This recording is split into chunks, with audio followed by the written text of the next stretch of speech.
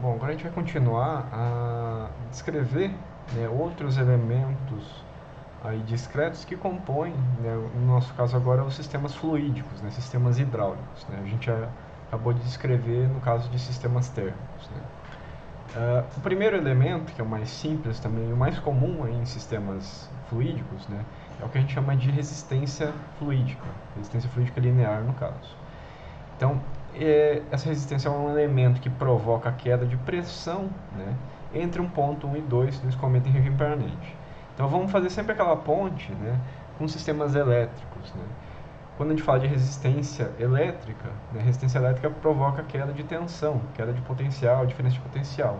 Né. Resistência fluídica provoca queda de pressão. Né.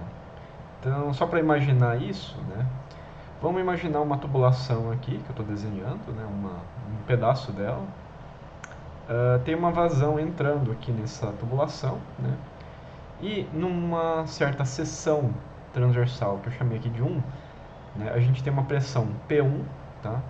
E numa outra seção transversal 2, a gente tem uma pressão P2, certo? Então, imagina que você tem um manômetro, né, na seção 1, na seção 2 da tubulação, e você está enxergando essas duas pressões. Aqui a nossa convenção, né, e seguindo aí, né, o raciocínio físico, né, se P1 menos P2 for maior que zero, ou seja, se P1 for maior que P2, né, quer dizer que a vazão é positiva, né, está indo para o lado esquerdo aqui do nosso sistema.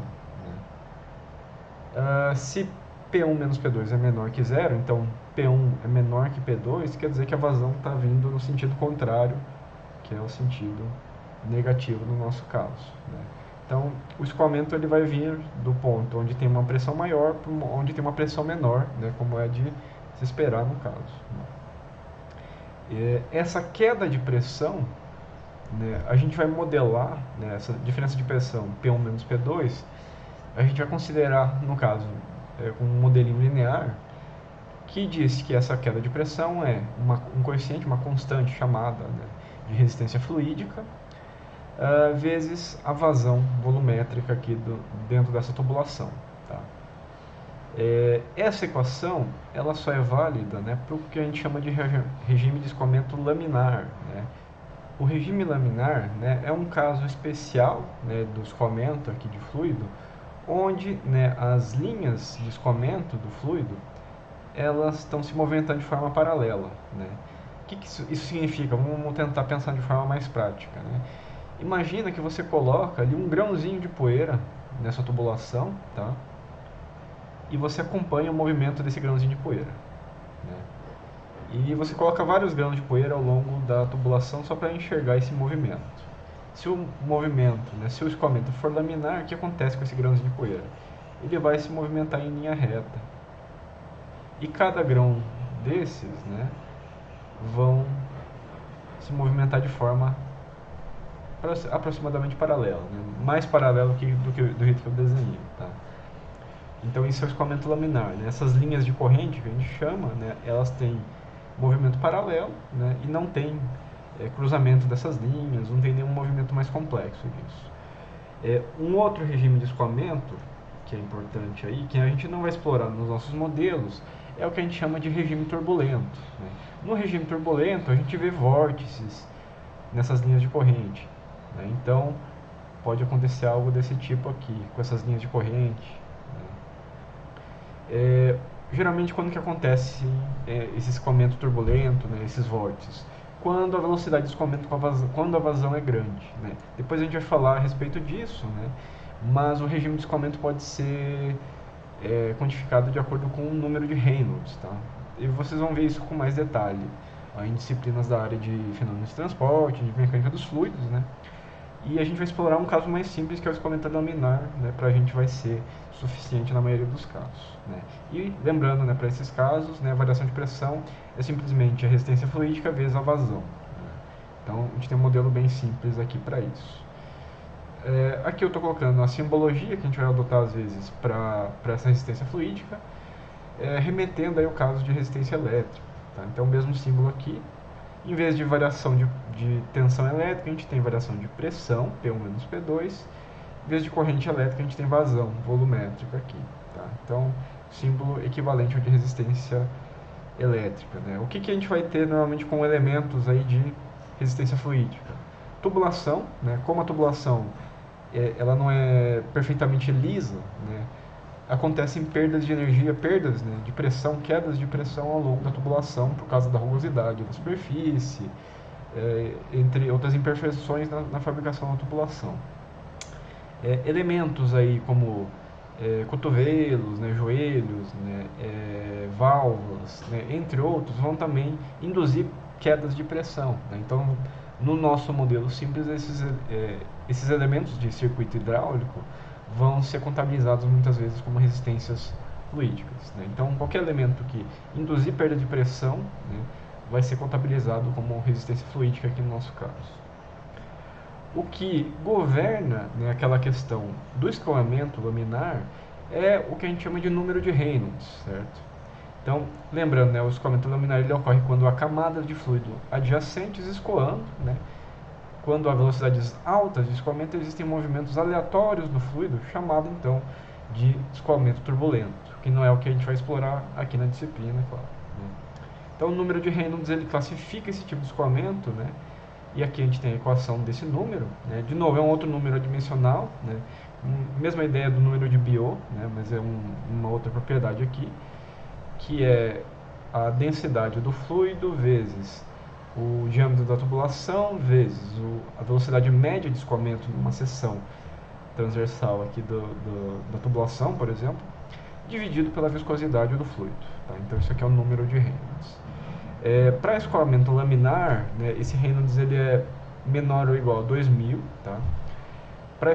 Para regime turbulento, né, esse Reynolds é maior ou igual a 4000. E para um regime de transição entre o escoamento laminar e turbulento, o Reynolds está entre 2000 e 4000. Tá? Então é um padrão aqui para isso, adotado para classificar, né, o tipo de escoamento que você tem. Né? Existem, se você procurar isso na internet, no YouTube ou qualquer outro site, você vai ver vários experimentos, né, mostrando essas transições de regime e tudo mais, mostrando o escoamento bem claramente aí com formas de visualização, com tinta, com partículas aí que são jogadas no fluido para mostrar essas transições aí de escoamento laminar para turbulento. Então, quem quiser olhar depois, né, tem um vídeo aqui, eu coloquei como link dessa apresentação, que fala um pouquinho dessa questão do regime laminar, regime turbulento aí, né, só para curiosidade de vocês. Segundo elemento aqui de sistemas fluídicos que a gente vai lidar é o que a gente chama de capacitância fluídica pura. Né? Então, a capacitância ela vai relacionar, no caso nosso, variação de volume de fluido, né, em um recipiente com a sua variação de pressão dentro desse recipiente. Tá? Então, aqui eu estou desenhando como se fosse um tanque, né, um recipiente aqui no meio da nossa tubulação. Tá? Dentro desse sistema, aqui dentro desse volume de controle, está entrando uma vazão volumétrica Q1 na seção 1, e está saindo uma vazão volumétrica Q2. Né? Não necessariamente esses dois valores são iguais. E dentro desse tanque aqui, a gente está considerando que ele tem uma pressão P, aí, por exemplo, no fundo desse tanque, certo? Eu vou definir aqui uma variável chamada Q, tá? Que vai ser o quê? Q1 menos Q2. Né? Seria mais ou menos como se fosse uma vazão que está sendo acumulada dentro desse tanque. Definindo isso, a gente pode fazer algo equivalente a esse sistema da esquerda, né? Fechando aqui nosso tanque e definindo aqui um termo a mais, né, que eu chamei aqui de volume acumulado. Tá? O volume acumulado é a integral dessa vazão ao longo do tempo. Tá? Então é como se fosse um somatório dessas vazões vezes os diferenciais de tempo, né, que estão proporcionando o aumento de volume ali armazenado nesse tanque. Né? Muitas vezes esses reservatórios aí vão ser modelados como capacitâncias fluídicas. Né? Normalmente nos nossos exemplos aqui vocês vão ver que a gente vai ter elementos de armazenamento e às vezes a gente não vai nem usar essa definição de capacitância, né? Mas no fundo vai estar lá na nossa modelagem. Tá? Isso aí vai acabar vindo da lei de conservação de massa e tudo mais. Então eu defini aqui, né, esse volume acumulado no nosso tanque. A capacitância fluídica, né, ela pode ser definida aqui no nosso caso como ΔV dividido por ΔP. O que é isso? ΔV é a variação de volume, né, acumulado ali dentro do tanque, né, dentro do recipiente. Então, quanto de volume está aumentando, quanto de volume está descendo ali no nosso sistema, sob uma determinada variação de pressão, né? Então, ΔP é a variação de pressão do fluido devido aí, ao armazenamento ou à saída de fluido aqui dentro daquele tanque, né, conforme a variação daquele volume, certo? Então, a capacitância fluídica, ela dá essa razão, né? Quanto de volume varia para certa variação de pressão, né? Ou vice-versa aqui. Com a expressão lá do volume acumulado que a gente acabou de definir, né? Que era VA igual a integral de QdT, a gente pode usar, né, essa nossa definição de capacitância fluídica, tá, com essa expressão e relacionar aqui a variação de pressão com esse volume acumulado ou essa variação de volume aqui, que é essa integral de QdT. Então a gente tem a equaçãozinha de capacitância fluídica, né, de tanques aí de modo geral, né. Variação de pressão aqui na esquerda, né, o nosso ΔP, que é a variação de pressão ao longo do tempo, é igual a 1 sobre a capacitância fluídica, né, do tanque lá que você tem, vezes a integral de 0 a um tempo t qualquer da vazão ao longo do tempo, né? Lembrando que P é uma pressão no instante de tempo t, P0 é uma pressão no instante de tempo t igual a 0, né? Então, ΔP aqui nesse caso é uma variação temporal de pressão, né? Tem que ficar atento a isso porque no caso anterior da resistência fluídica, ΔP era uma variação espacial, né? Mesma questão da variação de temperatura nos sistemas térmicos, tá? Então é só ficar atento a isso quando a gente falar de capacitância fluídica, de tanque, né? Você está pensando em variação ao longo do tempo dessa pressão e não em pontos diferentes do circuito hidráulico, né? É só ficar atento aos elementos que você está tentando modelar no sistema. E aqui a nossa representação, né, dessa equação mais simplificada só no domínio de Laplace, né? Então, pressão, né, é 1 sobre CFS vezes a vazão, né? A gente tem uma divisão por S aqui porque a gente tem uma integral, né? Só uma forma simplificada, né, de representar essa equação no domínio de Laplace, tá? E aqui a simbologia usada muitas vezes para representar essa capacitância fluídica, né? Então, é como se fosse uma câmara, né, aqui, com um pistão, né, um pistão com uma molinha, né? Conforme vai entrando vazão nessa câmara, né, a pressão vai aumentando, né? Então, a capacitância fluídica, ela governa, né, essa relação entre a variação de volume da câmara, né, que está sendo armazenada, e a pressão que está sendo induzida ali no nosso sistema. O terceiro, né, e último elemento que a gente vai abordar aqui para sistemas fluídicos é o que a gente chama de inertância fluídica, no nosso caso, tá? Que é o grau de dificuldade de se aplicar vazão no escoamento. Então é uma inércia que o fluido tem aí, né? Depende do tipo de fluido e do regime de escoamento. Se a gente pensar em um fluido mais viscoso, né, se a gente comparar, por exemplo, um óleo mais viscoso, né, ou pensa num mel, por exemplo, né, e pensar em água, né, a gente tem mais dificuldade de se aplicar vazão num fluido mais viscoso do que num menos viscoso, né? Então isso pode ser relacionado aqui à inertância fluídica, né? A equação de inertância fluídica, né, é ΔP, né, variação de pressão em pontos diferentes aqui, é igual a I, né, que é a inertância, vezes dQ/dt, né? Quanto maior a inertância, menor ou mais difícil é aplicar uma variação de vazão no seu escoamento, né? Então, tem relação com essa propriedade aqui, IF, que depende do fluido, depende do regime de escoamento também. E a simbologia que a gente vai adotar aqui é similar ao indutor elétrico ali que a gente viu anteriormente, né? Então, a gente tem variação de pressão aqui em dois pontos diferentes lá do escoamento do fluido, vazão entrando, vazão saindo, né? E a gente tem a inertância aqui. Nos nossos casos, geralmente a gente vai desconsiderar essa inércia fluídica, né? A gente já vai considerar que o escoamento está em regime permanente, ele está acontecendo lá. e essa inércia do fluido já foi vencida, tá? Portanto, na maioria dos nossos modelos aqui, né, e mesmo no livro que a gente está usando como base, né, na maioria dos exemplos, esse termo aqui acaba sendo desconsiderado, né? Mesmo aí na parte mais básica de mecânica dos fluidos, vocês também vão ignorar esse termo, né, porque a gente considera que o escoamento já está em regime permanente, ele já passou da fase de vencer essa inércia do fluido aí, né, isso está acontecendo já em regime, tá?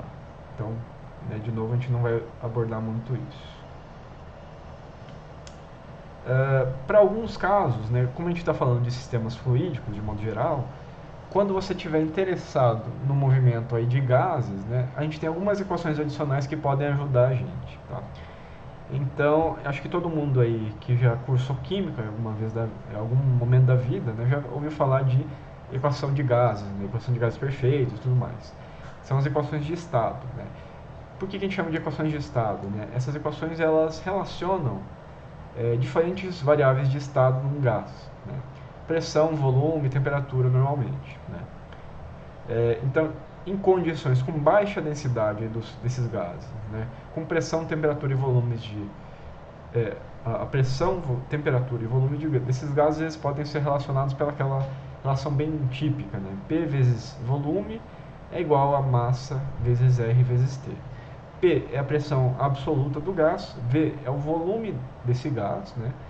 Z é o fator de compressibilidade, que a gente vai ver em seguida, M é a massa total do gás, R é a constante do gás em particular, né? Não é aquela constante universal, né? E é relacionado com a constante universal e a massa molecular do gás, tá? E T é a temperatura absoluta desse gás, né? Em alguns casos onde a gente tem altas pressões, né, ou onde esses gases são facilmente compressíveis, né, a gente tem uma equação um pouquinho diferente, que é a equação de estado de gases para gases compressíveis. Então a gente adiciona um termo Z aqui, que é um fator de correção, né, de compressibilidade, né, que nos casos onde o gás ele é incompressível, né, ou quando o gás está sob baixas pressões, esse Z é praticamente 1 e a gente volta para a equação original. Para casos onde a gente tem algum efeito de compressibilidade, esse Z pode ser menor que 1. Tá? Quem já fez aí disciplinas da área de termodinâmica, né, tem tabelas aí que relacionam esses estados, né, para gases diferentes aí que a gente trabalha na engenharia. E também tem alguns dados que remetem a esse fator de compressibilidade. Tá? Então, o Z aí é determinável nesses casos. Se você tiver que trabalhar, por exemplo, com linhas aí de gás compressível, né, linhas de ar comprimido, né, no caso, essa equação aqui pode ser importante para você. Né? Se a pressão não for tão grande, você pode até adotar o caso anterior. Tá? Então, são uns casos específicos aí quando a gente trata de gases. Né? E aqui eu estou colocando uma tabelinha, né, de constantes de gases, né, tanto a massa molecular quanto a constante particular de cada gás. Tá? E vocês podem utilizar isso para usar, né, justamente a equação de estados. Né? Então, cada gás, né, tem uma constante, tudo mais, são dados particulares de cada tipo de gás aqui. E, bom, por fim, a gente vai fazer agora, né, como eu prometi já no capítulo anterior da disciplina, né, a gente começou a construir essa tabela, né, relacionando aí sistemas elétricos e mecânicos. Né? Então isso a gente viu no capítulo anterior da disciplina. Nos sistemas elétricos a gente tem resistência elétrica, capacitância e indutância elétrica. Né? Sistemas mecânicos, né, de forma similar aí à resistência elétrica, a gente tem o amortecimento, né, o amortecedor no sistema. Perda de energia é o que esses dois elementos estão fazendo aqui, estão cumprindo o papel aqui no nosso sistema. O elemento capacitivo aqui no sistema elétrico é o próprio capacitor, no sistema mecânico é a própria mola, né, mola de Hooke linear aqui. E o elemento indutivo no nosso sistema elétrico é o indutor, né, lembrando que o vocabulário a gente acaba resgatando aí dos sistemas elétricos, né, e o equivalente, vamos falar assim, ao indutor no sistema mecânico é a massa, né, nosso elemento de inércia. Então aqui a gente está comparando esses elementos no sistema elétrico e no sistema mecânico. E para o sistema elétrico, a variável de potencial é a tensão elétrica, né, variação diferencial de potencial, e o fluxo é a corrente elétrica. No sistema mecânico, a variável de potencial é a força, a variável de fluxo é velocidade. Quando a gente define isso, a gente consegue leis muito parecidas nos sistemas mecânicos e nos sistemas elétricos. Se a gente compara essas equações todas aqui, a gente nota isso aqui justamente. Agora a gente pode expandir essa tabela para os sistemas térmicos e para os sistemas fluídicos agora. Então vamos complementar essa tabelinha aqui e fechar essa analogia toda, né, para esses dois tipos de sistemas. No sistema térmico, a variável de potencial é variação de temperatura, ΔT, variável de fluxo é a taxa de transferência de calor, né, o Q aqui no caso. Né. O elemento resistivo no sistema térmico é a resistência térmica, né, que é o grau de dificuldade aí de se induzir, né, se promover taxa de transferência de calor no sistema, né, é o nosso RT aqui, e a gente tem o nosso elemento de resistência térmica. E o elemento capacitivo é o capacitor térmico, né, que é aquele elemento que induz uma variação de temperatura ao longo do tempo no nosso circuito térmico, né, que tem essa representaçãozinha aqui, né, e a nossa equação característica desse sistema. No sistema fluídico a gente também tem elementos de resistência fluídica, tá, né, que são os RFs aqui, as resistências fluídicas, que induzem variação de pressão, né, no sistema. Variável de potencial no sistema fluídico é o ΔP, variação de pressão. Variável de fluxo é a vazão volumétrica, no nosso caso aqui. O segundo elemento é o elemento capacitivo, né, de fluidos. Né? Então, ΔP é 1 sobre CF integral de QDT. Né? Lembra que a gente explicou isso aqui agora há pouco, né? Nos nossos sistemas aqui, muitas vezes a capacitância fluídica vai ser basicamente um tanque aí no sistema que vai estar cumprindo esse papel aí de capacitor fluídico. E o elemento indutivo é a inertância fluídica, que normalmente a gente não vai levar em conta, né? Mas que é mais ou menos equivalente a uma massa aí no sistema mecânico. Né? Então é um grau de dificuldade de se aplicar variações de vazão no sistema aqui, né? ΔP é IF dQdt. Né? De novo, a gente não vai, na maioria dos casos, né, se preocupar em modelar isso, né, porque os nossos escoamentos eles vão estar em regime permanente, eles já vão estar mais ou menos estabilizados aí, né? Pelo menos é uma consideração que a gente vai tomar. Então, essa tabela que agora a gente completou, ela resume aí a grande ideia dessa disciplina, né, que é unificar, né, a teoria de modelagem, né, e as formas de analisar sistemas dinâmicos para diversos domínios físicos diferentes. Né. E a parte mais interessante aqui, na minha opinião, é que a gente consegue olhar essas equações todas e ver semelhanças muito grandes, né, entre sistemas elétricos, mecânicos, térmicos e fluídicos. Então, quando a gente olha essas equações, quando a gente coloca essas equações em termos dessa variação das variáveis de potencial e de fluxo, fica claro, né, que a gente tem elementos de mesmo papel, né, em sistemas diferentes. Né? Então, você sempre vai ter algum tipo de dissipação de energia no sistema, né, e alguns elementos que vão cumprir esse papel, e outros elementos que têm papel de armazenar energia. Né? Então, é isso que a gente mostra aí nessa modelagem que a gente está colocando aqui.